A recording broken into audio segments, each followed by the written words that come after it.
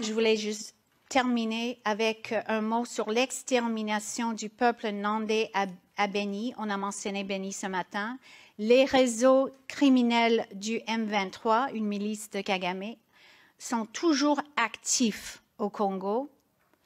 L'ancien directeur du renseignement général Delphin Kayimbi, récemment mort en détention, a été un membre de l'AFDL, les rebelles de Kagame, en 1996, et a fait du recrutement en 2017 pour le M23. Il aurait organisé aussi le recrutement pour la milice ADF qui mène une campagne de terreur et qui tue presque tous les jours avec les méthodes du FPR à Beni, dans le Nord Kivu. Je reçois des images, des photos presque tous les jours, des images des enfants, des femmes et des hommes qui ont été tués par soit des machettes ou agafuni, les houes. Et on coupe l'os occipal ici. Ce que le FPR avait fait durant le génocide et après, ce sont des tactiques du FPR. L'objectif de cette campagne, c'est de s'emparer de la terre et de l'exploiter. Je termine avec une citation de Jean Jaurès, son discours à la jeunesse en juillet 1903. Le courage, c'est de chercher la vérité, c'est de ne pas subir la loi du mensonge triomphant qui passe et de ne pas faire écho aux applaudissements imbéciles et aux huées fanatiques. Merci.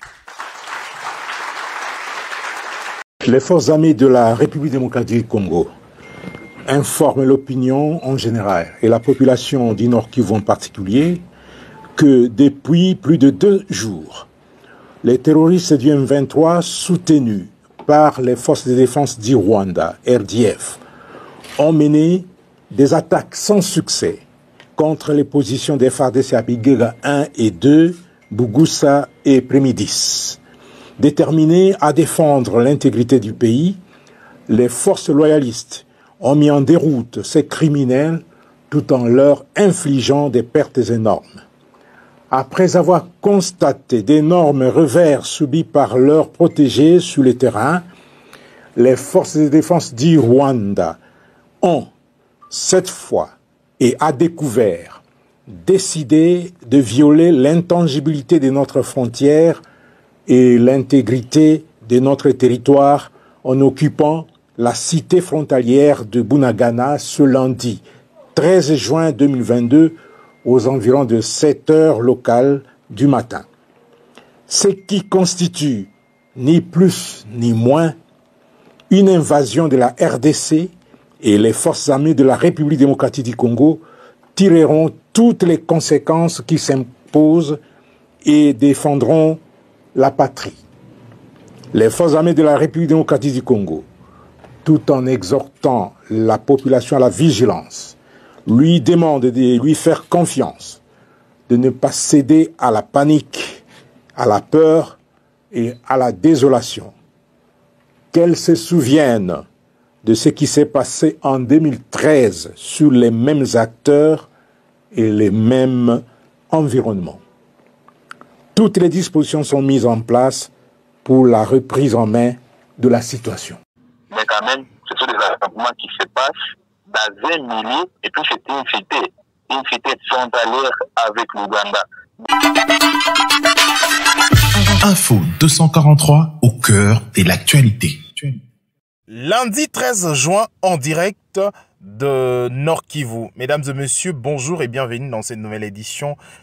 Question d'actualité en direct du Nord Kivu. Nous prenons notre correspondant Yannick Warangazi de Radio Béro FM. Bonjour monsieur Yannick. Bonjour Raphaël Alikonda.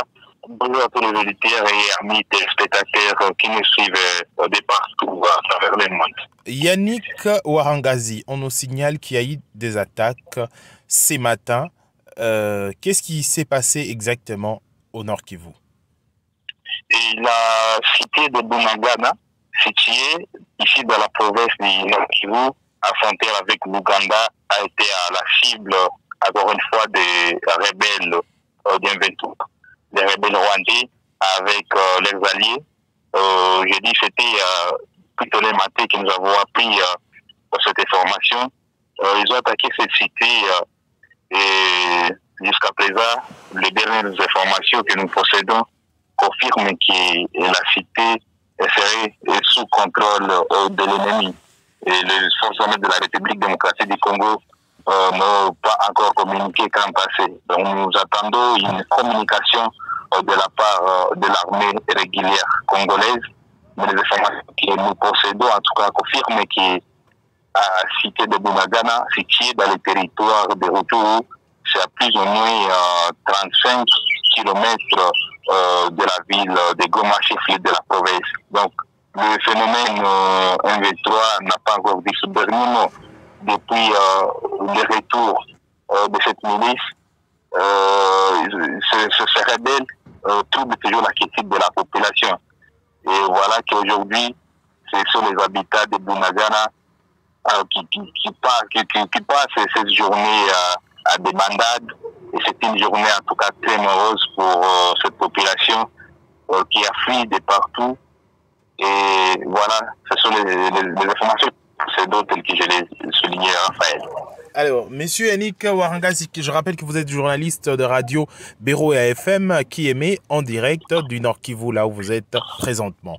Monsieur Yannick Ouarangazi, les éléments de M23, ou soit les terroristes de M23 à Bunagana, qu'est-ce qu'ils font? Ils chassent la population, ils commettent des exactions, ou qu'est-ce qu'ils sont en train de faire exactement? Ou c'est juste l'affrontement avec l'armée congolaise? Bon, vous savez, dans toutes les façons, ce sont des rebelles, Raphaël. Donc, quand une milice signe sa présence des terroristes, dans un territoire, c'est une milice étrangère. Et puis, vous n'êtes pas sans ignorer que dans les jours passés, l'armée congolaise avait annoncé que les rebelles de M23 travaillent en collaboration avec l'armée rwandaise. Donc, pour dire, il y a une présence de M23 à Bunagana, et cette présence doit nécessairement troubler la quiétude de la population, puisque là où il y a des coups d'effet, il y a des balles, et comment la population peut survivre, comment la population peut parvenir peut-être à améliorer la situation. Donc c'est tout à fait difficile. La milice signe sa présence dans un territoire ou quelconque, c'est une milice étrangère, donc la population doit toujours être troublée. Et même si ce sont les affrontements, bien sûr, qui opposent les forces armées de la République démocratique du Congo à cette milice. Mais quand même, ce sont des affrontements qui se passent dans un milieu, et puis c'est une cité frontalière avec l'Ouganda. Bunagana, c'est une cité qui facilite les transports des denrées alimentaires et plusieurs produits de commerce à provenance de l'Ouganda pour la ville de Goma, pourquoi pas pour d'autres coins de la République démocratique du Congo. Et donc, pour le moment, c'est toute une ville de Goma qui est menacée. Surtout que Bunagana n'est pas vraiment une cité qui n'est pas connue. C'est une cité bien réputée, c'est une cité qui facilite et qui a toujours aidé la ville de Goma. Donc, c'est une cité commerciale? C'est une cité frontalière. Il y a une frontière avec l'Ouganda. La plupart des cités frontalières, il y a plusieurs commerces qui s'exercent. Bien sûr. Il y a des commerces qui s'exercent de ces parties, de ces côtés-là. Il y a également des véhicules qui viennent de l'Ouganda à partage pour la République du Congo. Ça veut dire que pour le moment, la frontière ne peut pas travailler. Comment une frontière peut travailler dans ce contexte? C'est un peu compliqué. Dans une zone frontalière, on parle de l'Ouganda, RDC. Quelle est la réaction de policiers ou soit des militaires ougandais? Parce qu'on sous-entend qu'il y a une force, frontalière qui est entre ces deux pays. Et hier, dans cette théorie, les forces armées de la RDC ont ciblé l'armée ougandaise dans ces atrocités. Quand pour dire, les forces armées de la RDC ont indiqué qu'il faut face actuellement à trois milices. Et 3 milices, là, il s'agit de rebelles du M23 de l'armée rwandaise, et ils ont également évoqué la question de l'armée ougandaise. Donc je pense que pour le moment, l'Ouganda est considéré également comme un ennemi à la République démocratique du Congo. Et il doit être traité comme le Rwanda qui est en train de troubler la quiétude de la population. C'est ce qu'a annoncé les forces armées de la République démocratique du Congo dans une communication qui date d'hier dimanche. Alors, Monsieur Yannick Ouarangazi, vous êtes journaliste également, vous êtes observateur de la société, mais il y a de militaires rwandais dans le sol congolais, à la partie est de notre pays. Il y a les militaires ougandais, bien sûr. Une coopération la République démocratique du Congo a arrêté une coopération avec l'armée ougandaise. Voilà, donc il y a une collaboration entre l'armée régulière congolaise et l'armée régulière ougandaise, et c'est à Beni, c'est à plus ou moins 300 km donc, et là, de ce côté, il y a quand même des avancées significatives dans la traque de l'ADF, et d'après les sources gouvernementales, puisque, vous le savez, le contrat entre ces deux pays a été renouvelé ici récemment dans les buts de poursuivre toujours l'ADF, et puisque d'après le gouvernement congolais, il y a eu des avancées significatives de l'autre côté à Beni.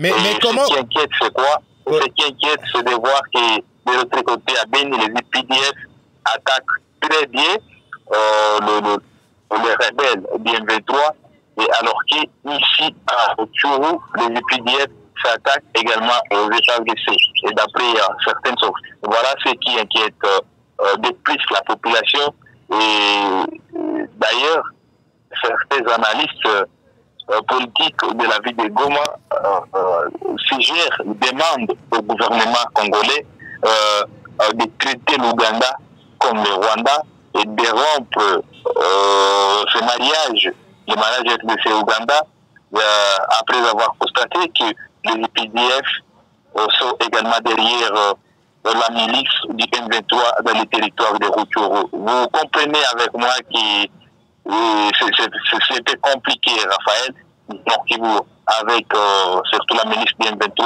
qui bénéficie du soutien, d'après l'armée, du soutien de l'armée rwandaise et de l'armée ougandaise. Et d'office, ça doit toujours être compliqué pour les forces armées de la République démocratique du Congo, surtout que le M23 c'est aussi bien outillé, c'est aussi bien armé. Merci Monsieur Yannick Ouarangazi, vous êtes notre correspondant en direct du Nord Kivu. Vous travaillez pour le compte de la radio Beroya FM qui émet en direct du Nord Kivu. Merci pour votre disponibilité. Je vous en prie Raphaël, merci également à tout le monde de nous avoir prêté oreille. Merci chers internautes, amis et fidèles de Info 243. Dès ce soir, nous allons continuer à décrypter des questions et entrer à la situation sécuritaire dans notre pays. On se retrouve à ce soir. Info 243 au cœur de l'actualité.